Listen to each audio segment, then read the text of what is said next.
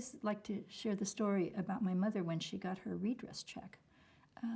So when I went to visit her, she said the check came, and I said, I want to see the dough. And so I went to her apartment, and I said, okay, where's the check? She said, it's somewhere over there in a pile of papers. And so I went to the desk, and when I went to the desk, I saw that she had framed the letter of apology from the president, and she didn't really care where the check was. And I asked her, what does this letter of apology mean for you? And she said, I feel like I finally got my face back. So I think the apology, the acknowledgement that these were innocent people, that this was a mistake and this was a wrong that the American government had committed, really, I know for many people felt like the redemption that they had thought would never come, and sorrow for people who died before that acknowledgement was made. Well, speaking from my adult parents, I felt that at first I felt that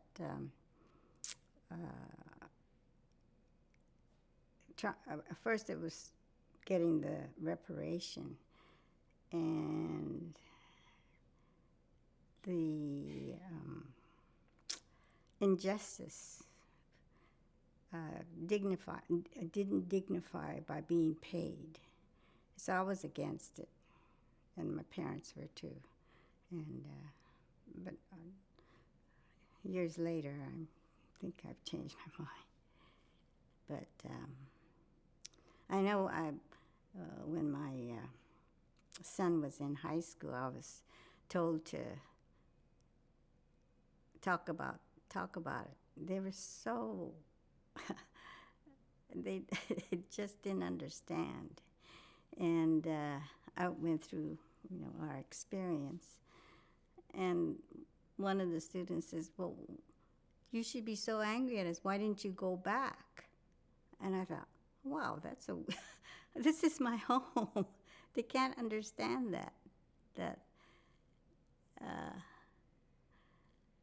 where would I go back to? And they can't separate our physical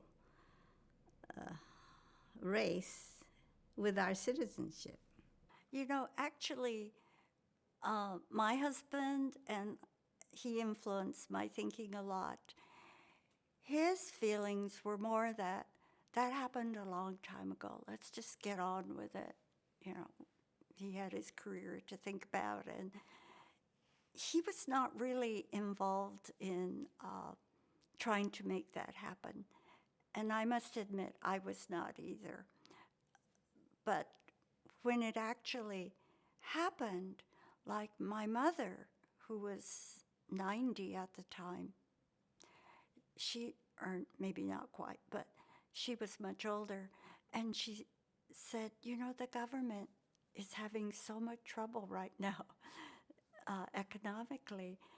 She said, I don't have to have that kind of money now. And we said, oh no, you should take it. It's all right. You suffered a lot and you deserve it. And so she said, but I can't ever spend it. And she would hold herself like this, say, I can't spend it. It was just so painful then that I don't feel like I can happily spend this money now. And then my one brother felt he had been very successful in his business, and he didn't need $20,000. And he sort of felt like if we get this kind of money, then the white people won't feel guilty for what they did to us. So that was his feeling, but he still took the money. And so I didn't fight for it, but I was happy that the people who had suffered and who had lost a lot, the farmers and people who owned their homes, they lost a lot. And so I was happy they could have it. But a lot of the people had died already, too. The ones who really suffered had died. So that was unfortunate. But it did happen, and I think it's a good thing that it happened. And I do think that when the Americans make a mistake and they realize it, they try to correct it. And I think that's something we should admire, that even right now, the Black people are still fighting for their rights. And I feel like we all need to work together to help them achieve the same status that we've been able to achieve, where people trust us, and our lives do matter, and their lives should matter too. But it was kind of like a moral victory, which means a lot. And I know that there were congressmen who said, well, we can't allow this because think of all the other people who will ask for reparations, from blacks to browns and everybody else. And so, we can't set this precedent. And yet they did pass it. So, that's a kind of a major victory if you look at it that way. I hope that this gives, that the passage of the Civil Liberties Act gave, what should I say, gave other groups, the feeling that, well, it's not impossible. You should try and, bring up injustices because at least you'll get heard these days. You'll get heard. It's worth fighting for